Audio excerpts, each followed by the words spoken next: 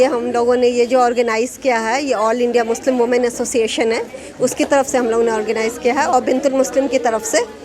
Actually हमारा जो ये ऑर्गेनाइजेशन है, हम लोग वुमेन एम्पावरमेंट पे काम करते हैं, और वुमेन एम्पावरमेंट में एजुकेशन, आपको पर्सनालिटी डेवलपमेंट और ये सेल्फ हेल्प मतलब एम्प्लॉयमेंट, इन सब चीज़ों पे उसी का एक कहिए कि कड़ी है कि हम लोगों ने ये ऑर्गेनाइज़ किया है। ये ओनली फॉर वुमेन है, मतलब एंटरप्रेनर भी वुमेन है और जो ख़रीदने के लिए आ रही वो भी वुमेन है। ये ओनली फॉर लेडीज़ है जी। क्या मकसद क्या है? ताकि औरतों को कॉन्फिडेंस बिल्डअप होगा, वो फाइनेंशियली थोड़ा सा स्ट्रॉन्ग होंगी, और जो उनका पोटेंशियल है वो सही जगह पे लगेगा, राइट डायरेक्शन में। पोटेंशियल की कमी नहीं है, तो हम लोगों ने एक प्लेटफॉर्म उन लोगों को दिया है ताकि उस पोटेंशियल को वो यूज़ कर सकें। कब से लगाते चले आ रहे हैं? देखिए, ये हम लोगों का जो ये है, यहाँ तो पहली बार लगा है दिल्ली में, और ऐसे हैदराबाद वगैरह में ये लगता है, और हैदराबाद में हम लोगों के जो गरीब औरतें हैं उनका ये रहता है। और ये जो ज्वेलरी आप देख रहे हैं, ये सारी हैदराबाद की ही, मतलब उन्हीं औरतों ने बनाए हैं, सेल्फ हेल्प वालों ने। तो हैदराबाद में बहुत दिन से काम हो रहा था, लेकिन अब जो हम लोग जो है यहाँ पे जो है ना, हम लोग पहली बार किया हम लोगों ने। कितने स्टॉल लगे हुए हैं यहाँ पर? लगभग 35 प्लस स्टॉल्स हैं। कितना मुफीद है घर में ख्वातीन जो रहती हैं उनके लिए इस तरीके के प्रोग्राम या ये एग्जीबिशन, इस तरीके से जो आप काम करें, कितना ज़रूरी है मौजूदा वक्त? देखिए, औरतों के पास अल्हम्दुलिल्लाह पोटेंशियल की कमी नहीं है, और बाज़ दफ़ा ये होता है कि औरतें बाहर नहीं निकल पाती हैं कुछ बच्चों की वजह से, तो उनका पोटेंशियल बर्बाद हो जाता है। तो और इस्लाम ने इसके लिए मना भी नहीं किया है।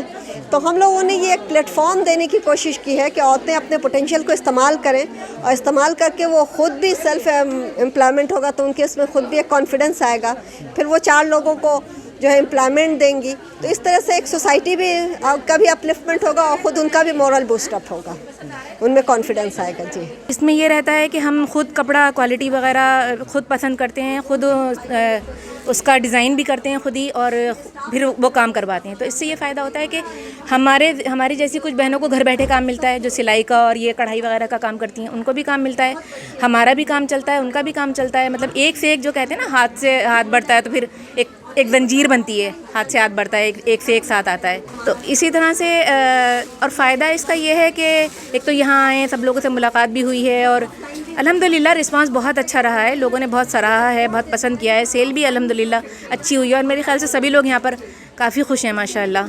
तो ये काफ़ी ज़रूरत है इस चीज़ की कि अपने पोटेंशियल को और अपने हुनर को पहचान कर हम आगे बढ़ें, और घर वालों की भी मदद करें। और अगर घर वालों को मदद की ज़रूरत भी नहीं है, तो अपना टाइम भी हमारा किसी ऐसी वैसी चीज़ों में ना जाकर गॉसिप और ग़ीबत करें और ये करें। उससे अच्छा है कि हम अपना टाइम जो है वो कंस्ट्रक्टिव काम में निकालें।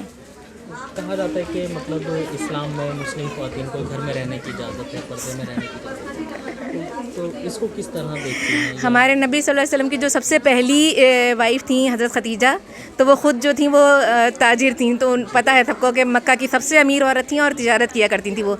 तो इस्लाम में ऐसा असल में कुछ ना, वो कुछ चीज़ें जो हैं अफवाहों के ज़रिए से फैल गई हैं इस्लाम के बारे में। इस्लाम पूरी आज़ादी, लेकिन हुदूद में रहते हुए आप पर्दे में रहें, आप अपनी हुदूद को पहचानें, ना महरमों के साथ मिक्सअप ना हो। वो जो हुदूद है, हम उन हुदूद को नहीं पामाल करना चाहते, और अपनी हुदूद में रहते हुए अपना काम भी कर सकते हैं, ऐसा कोई मनाही नहीं है। बल्कि इस्लाम तो औरतों की एजुकेशन के लिए बाकायदा कुरान में आयत है सूरह तौबा में कि एक ग्रोह निकले जो कि तालीम लेकर आया, फिर आकर पीछे रहने वालों को तालीम दे।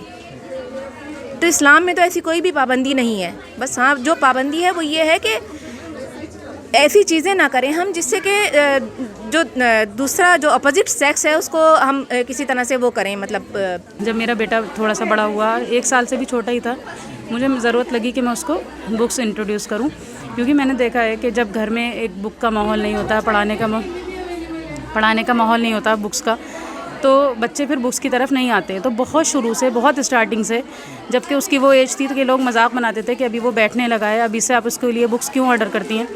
तो सिर्फ वजह ये थी कि जैसे हमारे घर में लाउंज होते हैं, हॉल होते हैं, उसमें आपने देखा होगा हर किसी के घर में एक टीवी रैक या टीवी की वो चीज़ होती है, लेकिन आपने बहुत कम घरों में देखा होगा कि वहाँ पे आपको बुक शेल्फ नज़र आएगी या इस तरह से चीज़ें।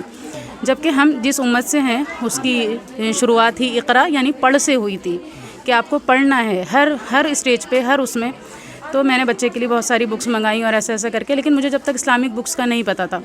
फिर जब थोड़े 1-2 साल बाद मुझे इस्लामिक बुक्स का पता चला, तो मुझे ये ज़रूरत बहुत महसूस हुई कि ये बुक्स मैं अपने बच्चे के लिए तो ले पा रही हूँ, बहुत सारे ऐसे लोग हैं जहाँ इन चीज़ों की नहीं है, मतलब ज़रूरत नहीं है या उनको पता नहीं है या अवेयरनेस नहीं है। तो फिर मैंने अपने बच्चे के लिए भी मंगाई और फिर धीरे धीरे मैं इसी चीज़ में आती गई, लोग मुझसे लेते गए और मैंने ये देखा कि मेरी बहुत सारी बहनें, बहुत सारी माँ मुझे अप्रिशिएट करती हैं कि मतलब आजकल क्या है कि कपड़े, बुर्क़े, ज़ेवर, ज्वेलरी, हर कोई दूसरा इंसान ये काम कर रहा होता, वर्क फ्रॉम होम या ऑनलाइन बिज़नेस कुछ भी। लेकिन इस चीज़ की बहुत ज़रूरत थी कि कोई ऐसा काम करे कि जो लोग भी खुश हों, बच्चों का भी भला हो। और मुझे किसी शायर का एक शेर याद आता है, कागज़ की ये महक, ये नशा रूठने को है, ये आखिरी सदी है किताबों से इश्क की। तो अगर हमने अपने बच्चों को किताबों से इश्क नहीं दिया, बच्चों की घुट्टी हमने पढ़ना नहीं डाला, पढ़ाया नहीं उनको, और सबसे बड़ी बात यह है कि उसके लिए हमें ख़ुद पढ़ना होगा। बच्चे के सामने हम मोबाइल लिए बैठे हैं और हम उनसे कहें बेटा पढ़ो, तो बच्चा कभी नहीं पढ़ेगा। आपकी बुक हो, बच्चे की बुक हो, आपकी बुक रैक हो, बच्चे की बुक रैक हो, तो बच्चे को इंटरेस्ट होता है और बच्चा पढ़ता है। फिर बुक्स कैसी हों, उनको बोर नहीं होना, कलरफुल बुक्स होनी चाहिए, इल्यूस्ट्रेशन अच्छा होना चाहिए, राइटर ऑथेंटिक होने चाहिए कि आपको पता हो कुरान हदीस से साबित है। तो इस तरह की चीज़ें करके आप बच्चों को दीन से भी जोड़ सकते हैं, दुनिया से भी जोड़ सकते हैं, उनकी रीडिंग स्किल भी डेवलप हो सकती हैं और मतलब आप उसके साथ दुनिया भी कम। जो इस तरीके की किताबें हैं वो बच्चों के पास या मार्केट में भी देखने के लिए बहुत कम मिलती जा रही है, इसकी क्या वजह मान रही है? इसकी वजह शायद यही है कि लास्ट जो जनरेशन थी उसमें हमें ये लगा कि पढ़ाई का मतलब स्कूल की पढ़ाई, पढ़ाई का मतलब स्कूल या कॉलेज या डॉक्टर की पढ़ाई। हमें ये नहीं पता कि हम अगर पढ़ रहे हैं, इक़रा जो मैंने बात शुरू की, उसका मतलब है कि पढ़ना है आपको अपने शऊर के लिए, आपको अपनी तरबियत के लिए, आपकी क्या वैल्यूज़ हैं, आपकी क्या चीज़ें हैं, आपका दीन क्या कहता है, उसके रूल्स क्या हैं, आपके नबी। और हिस्ट्री हम स्कूल में क्यों पढ़ते हैं? हमें ही पता होता है कि उससे हमें कुछ सीखने को मिलेगा। हिस्ट्री हम इसलिए पढ़ते हैं कि पिछले लोगों ने जो अच्छे काम किए वो हम करें, जो उन्होंने गलतियाँ की वो हम ना करें।